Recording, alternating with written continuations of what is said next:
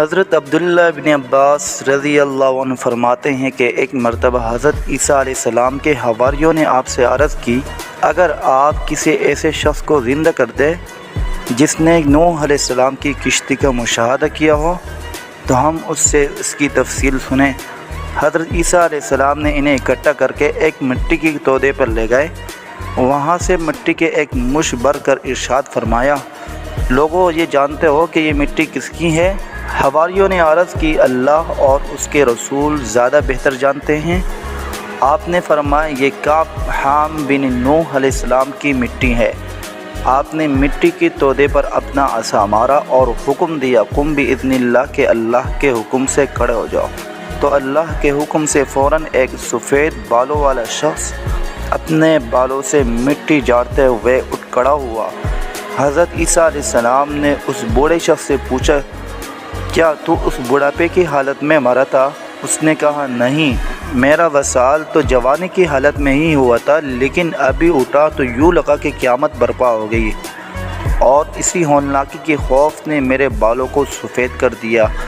حضرت عیسیٰ علیہ السلام نے فرمایا، ہمیں نوح علیہ السلام کی کشتی کے بارے میں تفصیلات بتاؤ۔ اس نے کہا کہ حضرت نوح علیہ السلام کی کشتی 1200 گز لمبی اور 600 گز چوڑی تھی۔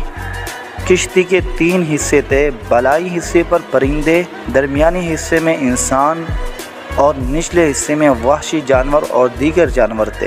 جب نچلے حصے میں جانوروں کے گوبر اور لید کافی حد تک جمع ہو گئے تو حضرت نوح علیہ السلام کو وحی الہی کے ذریعے حکم ہوا کہ ہاتھی کی دم پکڑ کر جھنجھوڑو۔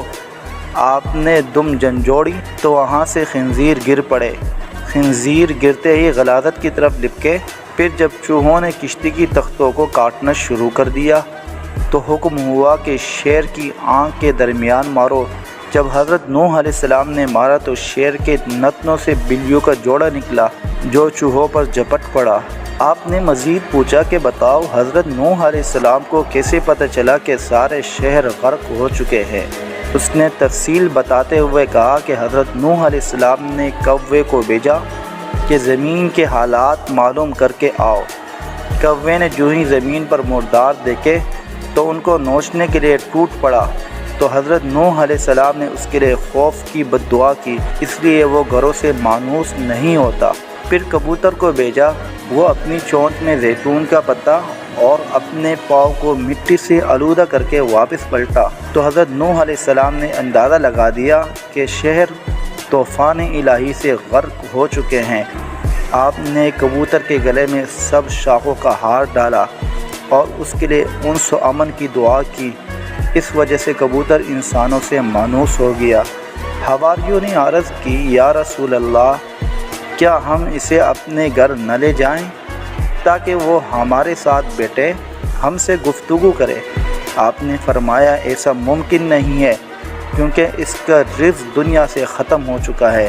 پھر آپ نے اسے حکم فرمایا کہ اللہ کے حکم سے واپس لوٹ جاؤ، تو وہ دوبارہ اپنے ٹھکانے کی طرف لوٹ گیا اور مٹی ہو گیا۔